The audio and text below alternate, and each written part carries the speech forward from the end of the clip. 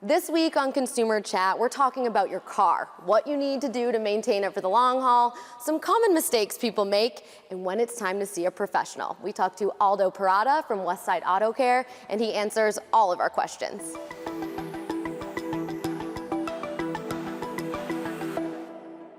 A lot of our viewers wanted to know common mistakes that people make with their car and how they can make their car last as long as it can. What are like the basics we need to be thinking about?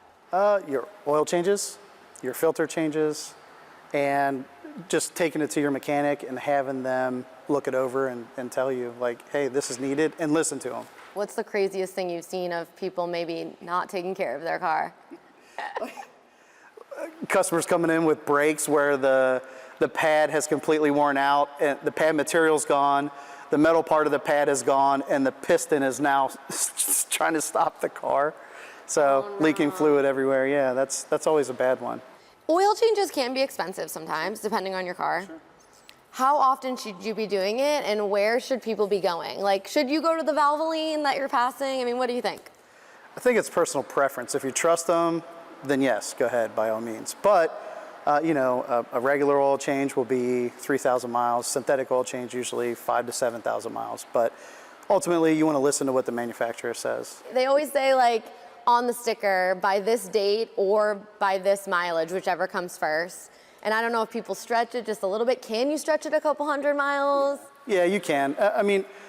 So that's just a guideline. So if you go 100 miles over or 500 miles over, you'll still be okay. So you want to do the either the mileage or the date. So you don't want to go 2 years without getting an oil change just because you didn't hit the mileage. Okay. You know what I mean? I had a customer do that, and luckily I was able to save the car, but it was bad. So what did you say the second most important thing is? Checking your filters, air filters, cabin filters. The car needs to breathe, needs to inhale. So if you don't have those changed out, the car can't breathe. What makes them congest up, I guess? Road debris. So, we found everything inside, air filter housings. We found, tree nuts from like squirrels or mice, leaves, cigarette butts. Everything. Anything that you're driving over can possibly get sucked up into there. And that's the whole point of the air filter, so it stops that, so it doesn't get sucked into the intake.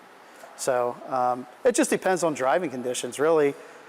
10, 15,000 miles, you might want to check them at those intervals and see where you're at, because every customer's different on their driving habits. So that leads me to another question. What is better for your car? Like, some people highway drive because their work is far. Some people are just city people and they work right down the street and they're kind of just driving around the city. Someone once told me that highway driving is better for the car because there's less stopping and starting. Tell me what the real down and dirty is on that. I think it's a give and take on that one. So yes, stopping and going, sitting in traffic, idling for extended periods of time, that's not good. Car gets real hot, it's putting stress on the motor.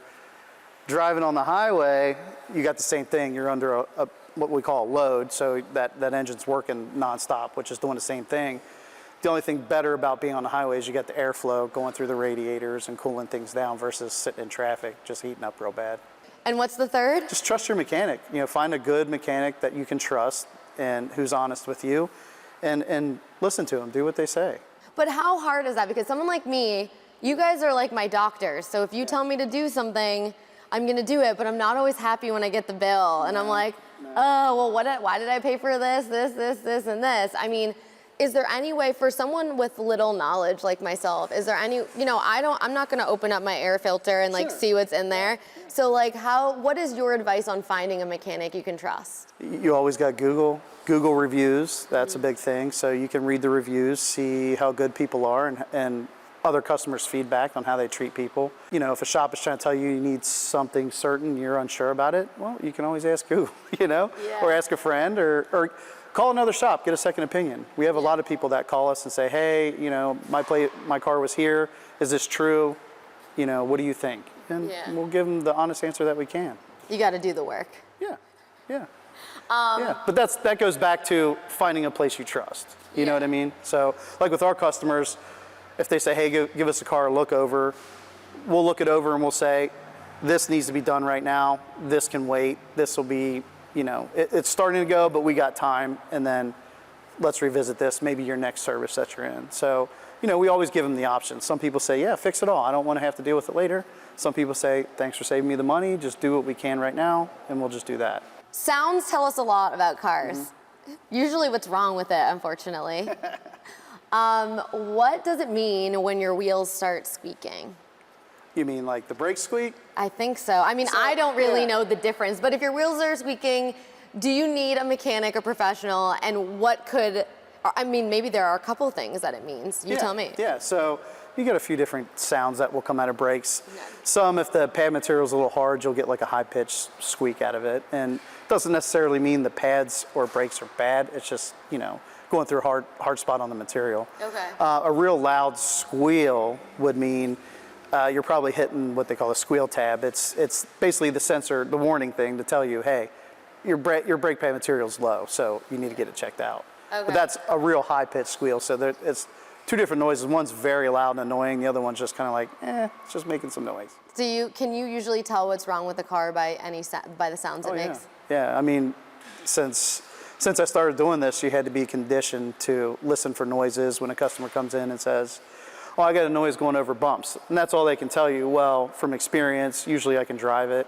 If I hear the noise, I can say, okay, this is a strut, or hey, this is a sway bar link, or something like that. It's just conditioning, just like anything else. Okay, but you do fun stuff too. Yep. You don't just do everyday maintenance. You get to work on some really nice cars that are right behind us. Yep. What do you participate in? What do you help people participate in? We do what they call half-mile racing. There's an event called Shift Sector. So they do from a dead stop to a half mile. The fastest time wins. So the cars that we're doing are going about 210 mile an hour from 0 to 210. What kind of cars are these, and where did that interest or curiosity, I guess, come from for you to do that sort of stuff? Well, who doesn't like going fast, right? I mean, so it's an adrenaline rush. These cars, one is a Lamborghini Huracan. How much does that car cost? If you were to buy it new, probably around $250,000, and then with all the upgrades, you're probably another $150,000 into that. So it's an expensive hobby. Very, very. And it's not cheap to fix stuff either. I believe that. Yeah. From the factory, they come, naturally aspirated, which means no forced induction. This one's upgraded with forced induction. What does that mean? What does forced induction mean? This is it has what they call twin turbos. So it has turbochargers on it, which instead of the engine sucking in the air, these turbochargers force the air. Okay. So you're going real fast, in other words. Yep. So that one's, I think, about 1,400 horsepower, that one is. And so how fast could that go if you really made it go as fast as it was capable of? At least on the very top, 210 mile an hour plus. We talked a little bit about this. What is the pros and cons, whether you have a race car or a regular car, of going to a mechanic that's referred to you, maybe local like yours, rather than your dealer? I think with a local shop, you get that, family-friendly type service. Like, I don't look at my customers as just money. We build a relationship with them, and I think of them all as family.